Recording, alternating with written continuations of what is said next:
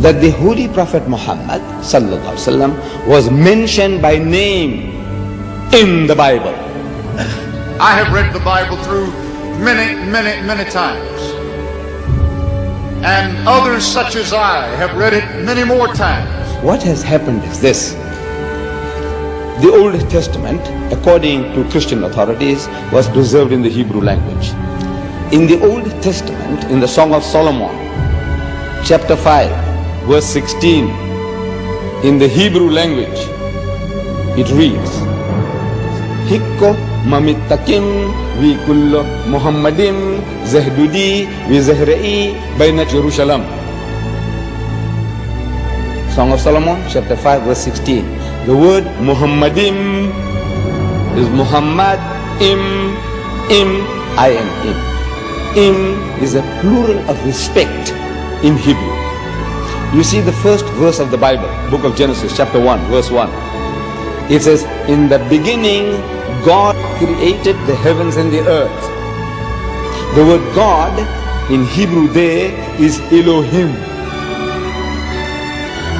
In Hebrew, El stands for God, Elah stands for God, Elohim is a plural form to say with awe, respect and reverence. Plural of respect.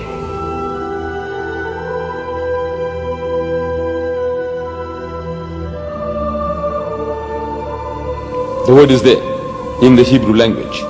In the original, what they call original, it's there. But they have translated that in English as altogether lovely.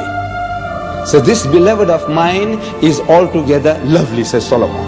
You can't associate with the word Muhammad. You read it 1,000 times, altogether lovely, altogether lovely. Or let's say in another language, the praised one, the praised one. Muhammad means the praised one. But he said the praised one, the praised one. You can't think that he's talking about Muhammad, though Muhammad means the praised one. You have no right to translate names of people.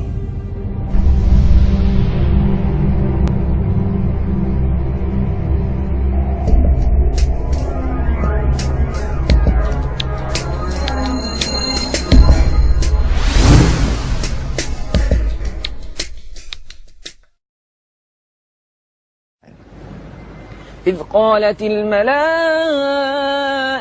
يا مريم إن الله يبشرك بكلمة منه اسمه المسيح عيسى بن مريم.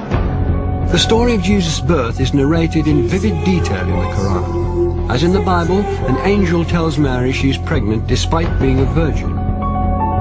But the story of what follows then changes completely. In the Bible, Mary's role is limited to the passive mother of Christ. The Quran gives accounts of her ancestry, her birth, her childhood in the Temple of Solomon, and as mother of Jesus. She's the only woman mentioned by name in the Quran.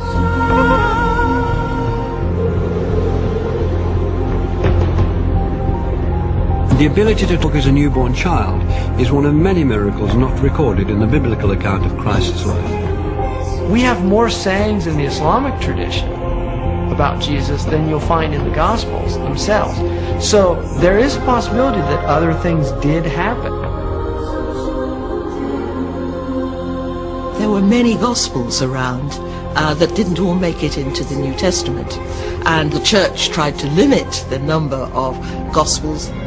In the Christian narrative, the most central and fundamental point of Christianity is the death and resurrection of Jesus Christ. Well, Islam basically denies that. وقولهم إنا قتلنا المسيح عيسى بن مريم رسول الله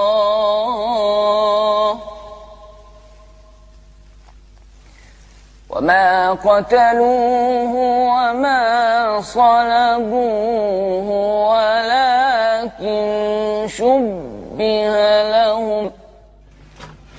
To find the story of Christ's crucifixion and resurrection being changed is too much for some Christians. J. Smith is an evangelical Christian who spent 25 years studying Islam. His dedicated to disproving the Quran's version of Jesus' last day on earth. If Jesus were to come down to Speaker's Corner, I would imagine he'd get up on the ladder like I'm going to get up on the ladder. And what he would say to Muslims specifically is he would probably confront them with what they've done to him. What their scriptures have done to him, not them personally, what their scriptures have done to him by taking away his divinity, by also suggesting that the greatest act of history, the most sacrificial act that anybody has done, to die for mankind, God himself to die for that which he has created, has completely been eradicated, has completely been thrown out of their scriptures. The essence of Islam is submission to the absolute, to the divine. And that's where salvation lies, in submission to the divine, or at least a recognition of the divine. In Christianity, salvation lies through the acceptance of the blood of the Lamb. That is a completely different narrative than the Quran is giving. Who's right? Well, the Quran says, you make your choice here, and I'm going to let you know in the next world. In the Quran it says that on the Day of Judgment, God will actually ask Jesus Christ, did you tell the people that you were God? And Jesus says, you know what I said, you see everything I say and do. I would never say that. Glory to you, transcendent are you. I would never say that. I have no right to say that. Why aren't you Muslim? Why aren't I? I'm a Jew. You're a Jew? Oh, I was previously Christian. For Christians to believe that Jesus was God in human form is absolutely fundamental, because it means that God understands us. God isn't some distant deity living in the glory of heaven. He can understand what it's like to be in pain, to be betrayed, to be hurt, to be bruised, to be bullied. God understands our situation. If Jesus was God, then who was supporting the world while he was supposed to be dead? Or if he was God, then who was he praying to? 3 books.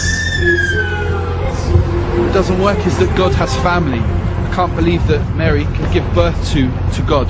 For God to be God, he has to be the creator and not become part of creation. Officials act that anybody has done to die for mankind, God himself to die for that which he has created, has completely been eradicated. But God is not bound in the frame of reference. He's the creator of time. Time is a creation of God. Matter is a creation of God. These are transient entities. Transient entities cannot come into existence by themselves. So when we talk about frame of reference, we must clearly understand that every time we ask questions about God in time, knowing the future, we have to be very careful in how we're defining this terminology. For God's knowledge of the future, of my future, is absolute in his domain. He knows everything, but he's not bound in the time where he is experimenting himself, for he's not bound in space, time, or matter. Those are created entities which he has put into it. So for me to put him into it would be also very wrong.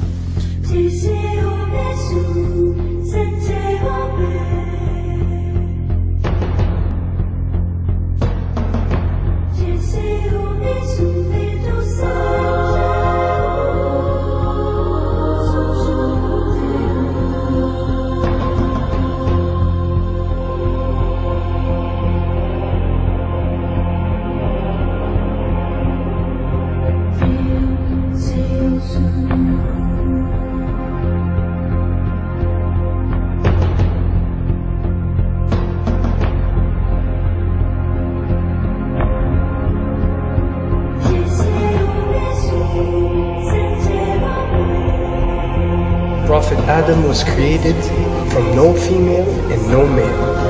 Eve was created from one male and no female. Jesus was created from one female and no male. And all of us have been created from one male and one female.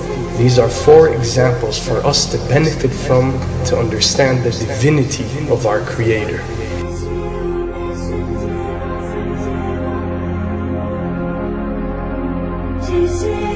Then there is no difference that cannot be overcome between Christianity and Islam.